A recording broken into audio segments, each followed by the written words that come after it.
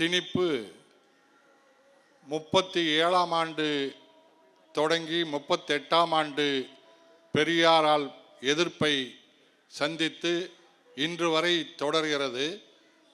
ஆனால் அந்த ஆரிய கூட்டம் தன்னுடைய சமஸ்கிருதத்தை எவ்வழியிலும் கொண்டு வந்துவிட வேண்டும் என்று வடிவங்களை மாற்றிக்கொண்டிருக்கின்றது.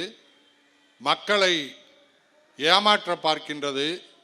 அன்றைக்கு 38ஆம் ஆண்டு ராஜாஜி நேரடியாக இந்தியை கட்டாயம் என்று கொண்டு வந்தார். இப்போது அதையே 3 மொழி என்ற பெயரிலே கொண்டு வருகின்றார்கள்.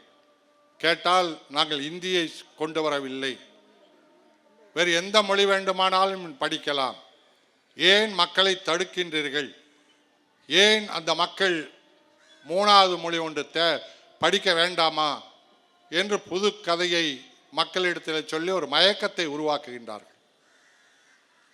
மக்கள் நம்பிவிட வேண்டும் என்பதற்காக போன மாதம் வரைக்கும் இங்கே ஒரு ஆட்டுக்குட்டி இருந்துச்சு. அந்த ஆட்டுக்குட்டி மக்களிடத்தில் நிருபர்கள் கண்டால் தமிழ்நாட்டில் 2 பேர் இருக்காங்க. கேமராவை கண்டா போதும் கதையாக விடுறது. அந்த மாதிரி இந்த ஆட்டுக்குட்டி என்ன சொல்லுது, இந்தி தெரியாம நீங்க வடக்க போவீங்கன்னா எப்படி கக்கூஸ் போவீங்க? கேள்வியை பாருங்க. ஏதோ இந்தி படித்தா பெரிய அறிஞர் ஆகலாம், பெரிய இலக்கியவாதி ஆகலாம் என்பது போல இந்திக்கு ஒரு முக்கியத்துவம் சொல்லுவார்னு பார்த்தா கக்கூஸ் எப்படி போவீங்கன்னு கேட்குறாரு. நீ எப்படி போவையோ அப்படி தான் போவோம். கக்கூஸ் எப்படி போவாங்க? நீ எப்படி போவையோ, ஆட்டுக்குட்டி எப்படி போகுதோ அது மாதிரி தான் நாமளும் போவோம். அதே மாதிரி சங்கிகள் இந்தி தெரியாம நீ கும்பிடி பூண்டி தாண்டிடுவீங்களான்னு கேட்கிறான். இந்தி தெரியாம தமிழர்கள் வங்காள விரிகுடாவையே தாண்டிட்டான். உலகம் பூரா இன்னைக்கு தமிழர்கள் இருக்கான். ட்ரம்ப்பு வந்த உடனே இந்த அவங்க கதையை சொன்னால் நிறைய சொல்லலாம். அதில் எச் ராஜான்னு ஒருத்தர் கைது பண்ணுறாங்க. இங்கே செந்தமிழ் செல்வரியார் அன்றைக்கு வரலாறு முக்கியம்னு சொல்கிற மாதிரி இங்கே வரலாறு 85 மறைக்கப்படுகிறது சொன்னார். 38 மாற்ற பார்க்குறான். 38 வரலாறையே திருப்ப பார்க்குறான். அந்த பெரியார் ஆங்கிலத்தை வலியுறுத்தினார். சொன்னார், இங்கே யாரும் நாங்கள் மறுக்கலை, வீட்டில் இருக்கிற வேலைக்காரிகிட்ட கூட ஆங்கிலத்தில் பேசு, குழந்தைகிட்ட ஆங்கிலத்தில் பேசு. என்ன ஆதங்கம் பெரியாருக்கு! எப்படி அம்பேத்கருக்கும் பெரியாருக்கும் ஒரே சிந்தனை.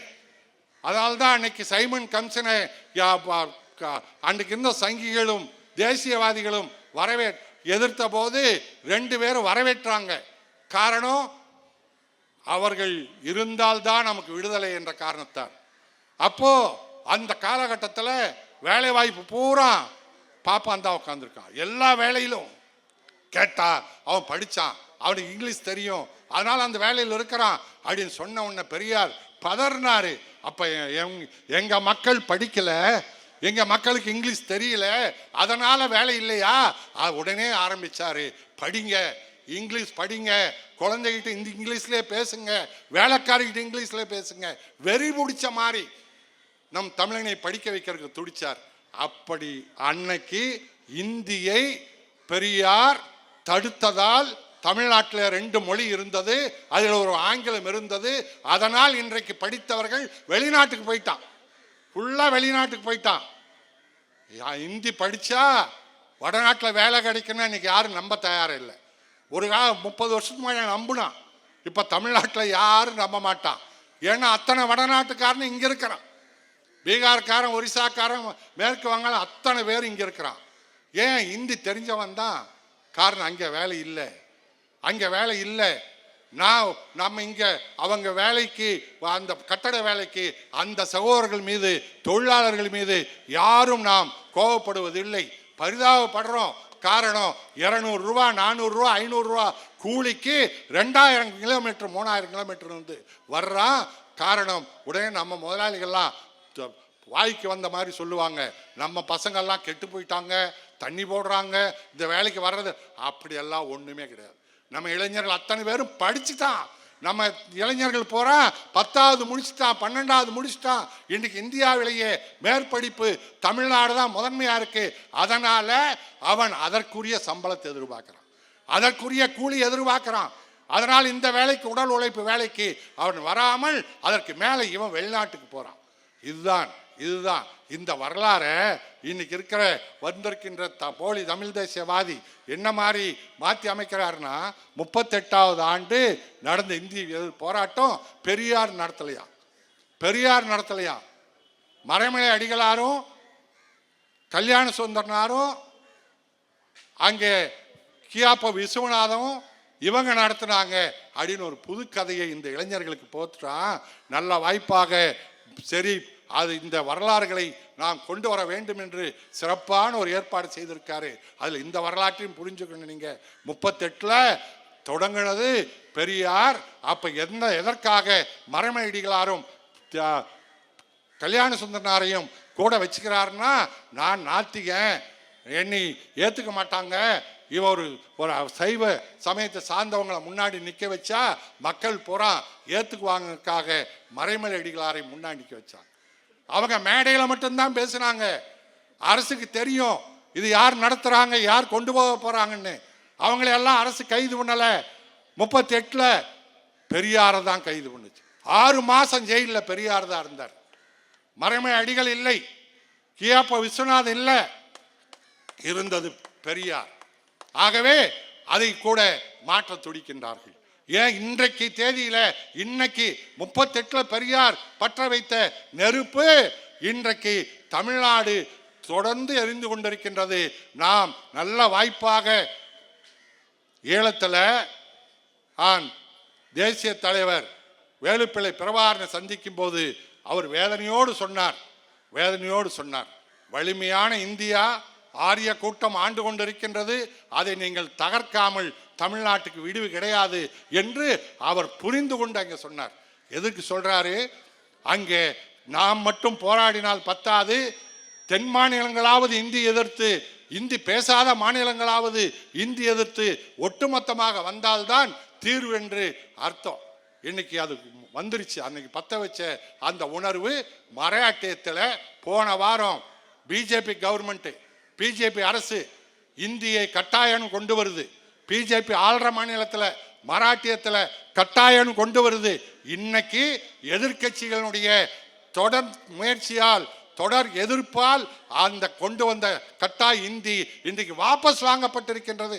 அதற்கு காரணம் தமிழ்நாடு. அதற்கு காரணம் தமிழ்நாடு தோழர்களே. வெறும் ஐயா சொன்னது அன்றைக்கு தமிழ்நாடு தமிழருக்கேன்னு முழங்கினார். இன்றைக்கு பெரியார் அந்த போராட்டத்தை நடத்தலன்னு சொன்னார். தமிழ் தேசிய, நாங்கள் தான் தமிழ் தேசிய கையங்காலம் ஆட்டிக்கிட்டு ஆஹா ஓஹோன் அப்படின்னு சிரிச்சுக்கிட்டு ஆஹான் சிரிச்சுட்டா பெரிய வீரம் கிடையாது. அவரை பார்த்து கேட்டார், திருமாவளவன் தான் கேட்டார், தமிழ் தேசியம் தமிழ் தேசியம்னு பெரியார் கேட்டது தமிழ் தேசியம் இல்லைங்கிறியே, நீ கேட்டது நீ உண்மையிலேயே தமிழ் தேசியவாதியா?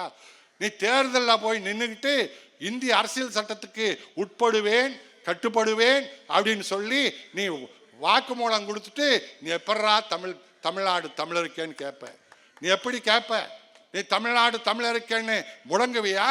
பெரியார் இதே சென்னையில் டிசம்பர் 19ஆம் தேதி 73ஆம் ஆண்டு 19ஆம் தேதி 24ஆம் தேதி சாகிறாரு, 19ஆம் தேதி பேசுறாரு. பேசும்போது உங்களை எல்லாம் சூத்திரனா விட்டுட்டு சாகிறனே, இந்த நமக்கு ஒரு ஆட்சி இருந்தாலும் கூட இந்த ஆட்சி எந்த அதிகாரம் இல்லாத ஒரு ஆட்சியா இருக்கே, ஒரு பஞ்சாயத்துக்கு கூடிய அரசு ஆட்சி அதிகாரம் கூட இந்த அரசுக்கு இல்லையே. நீங்க இந்த ஆங்கிலேய 4000 கிலோமீட்டருக்கு அந்தவுக்கு இருந்த ஆண்டான் இவன். பார்ப்பன பனியா கூட்டம் கொல்ல கூட்டம் 2000 கிலோமீட்டருக்கு அந்தவுக்கு இருந்து ஆண்டுகிட்டு இருக்கான். நாம் இப்பவும் அடிமைதான் என்று சொல்லி தமிழ்நாடு தமிழருக்கேன்னு சாகும்போது சொல்லிட்டு போனார் ஐயா. அதைத்தான் திருமாவளவன் கேட்டார். உண்மையான தேசிய தமிழ் தேசியம் பேசுறவங்களா இருந்தா நீங்க பெரியாரை போல தமிழ்நாடு தமிழருக்கே என்று பிரகடனப்படுத்து, அதற்கு முன்னெடுத்து போராடு என்று கேட்டார். ஏன் இப்போ வட மாநிலங்களிலிருந்து வரக்கூடிய நான் ஒரு 2 நிமிஷம் தோழர்களே, நான் ஏன் இந்தி எத்தனை நம்ம மூளை இருக்கு பாருங்க, இந்த மூளை கம்ப்யூட்டரையே கண்டுபிடிச்ச மூளை. மனுஷனுடைய மூளை கம்ப்யூட்டரையே கண்டுபிடிச்சது. கம்ப்யூட்டர் எவ்வளோ வேலை செய்யுது. அப்போ அந்த நம்ம மூளை எவ்வளோ ஆற்றல் வாய்ந்ததாக இருக்கும். எத்தனை மொழி வேண்டுமானாலும் நம் மனித மூளை ஏற்றுக்கொள்ளும். எவ்வளோ வேணாலும் படிக்கலாம், தேவை இருந்தால் ஏற்றுக்குவோம். ஆனால் பெரும் மதிப்புரிய தோழர்களே, நாம் இந்தியை படித்தால் நமக்கு ஒன்று அண்ணா மிக அழகாக சொன்னாரே பாராளுமன்றத்தில். அண்ணா இந்தி எதிர்த்து பேசும்போது இந்தி வடநாட்டு எம்பி ஒருத்தன் பேசுகிறான், கேட்குறான் அண்ணாவை பார்த்து, அண்ணா நீங்கள் இந்தியை 3 மாதத்தில் படிச்சுக்கலாமே அப்படின்னு சொல்கிறாரு. அண்ணா ஆமாம் உண்மைதான், அதுக்கு மேலே படிச்சுக்கலாங்கிறார். உடனே திமுக எம்பிக்கெல்லாம் என்னென்னா 3 மாதத்தில் படிச்சுக்கலாம் ஒத்துக்கிட்டீங்கன்னு. ஆமாம், அதுக்கு மேலே படிக்கிறதுக்கு அது ஒன்றும் இல்லை, அது ஒன்றும் இல்லை.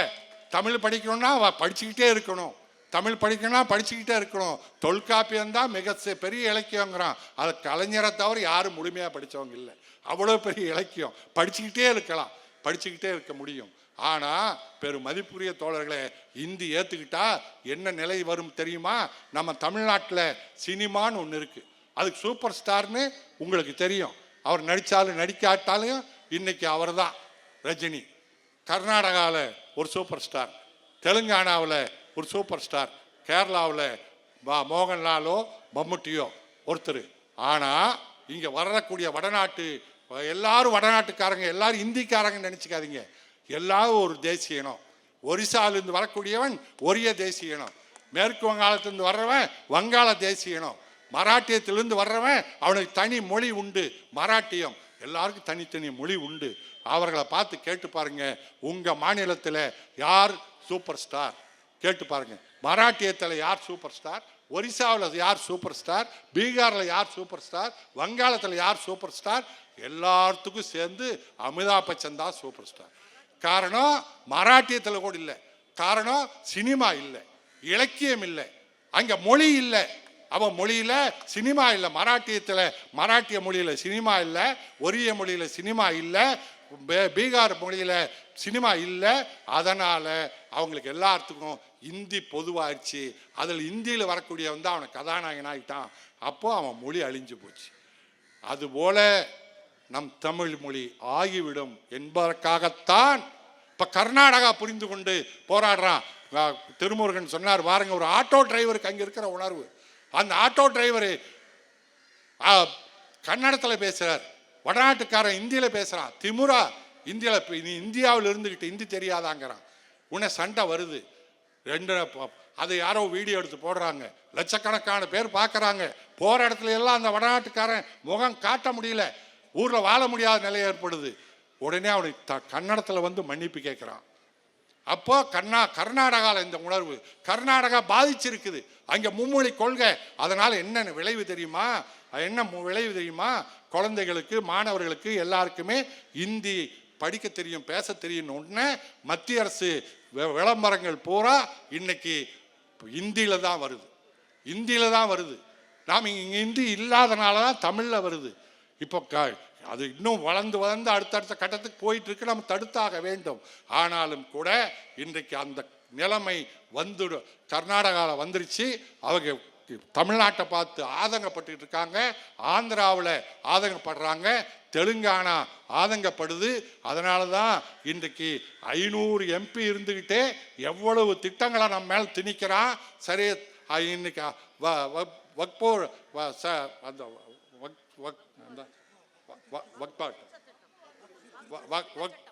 திருத்த சட்டத்தை இந்த எம்பிக்கு வச்சுட்டு முடிக்கிறான்.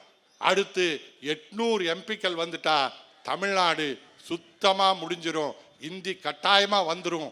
ஆகவே நாம் ஒட்டுமொத்தமாக நாம் இந்த மத்திய அரசனுடைய ஆதிக்கத்தை எதிர்த்து, சங்கிகளின் ஆதிக்கத்தை எதிர்த்து போராடினால் தவிர நம்முடைய வெற்றி அமையாது. அதற்கு முக்கியமாக இன்றைக்கு 85 அவர் காரணம். நான் திராவிட கழகத்தில் இளைஞரணி செயலாளராக இருந்தபோது அவர் புதுக்கோட்டை மாவட்ட திராவிட கழகத்தினுடைய இளைஞரணி செயலாளராக இருந்தார்கள். வீரமிக்க எழுச்சியான தோழர்களோடு அன்றைக்கு அவர்கள் நாங்கள் கோயம்புத்தூரில் தொடங்குவோம், கோயம்புத்தூரில் எடுப்போம். அதே மாதிரி இவர் அங்கே தொடங்குவார், தமிழ்நாடே பற்றிட்டு எரியும். மாணவர்கள் போராட்டம் தொடர்ச்சியாக அதில் நமக்கு எனக்கெல்லாம் நினைவே இல்லை. காரணம் அவ்வளவு போராட்டங்கள் நடத்துறதுனால ஒவ்வொன்றையும் மனதில் வைத்துக்க முடியாத அளவுக்கு ஒரு எழுச்சியால் செய்யப்பட்டவர் நம் ஷெரீப் அவர்கள். நல்ல முயற்சி, நாம் இதை பின்தொடர வேண்டும் என்று சொல்லி விடைபெறுகின்றேன்.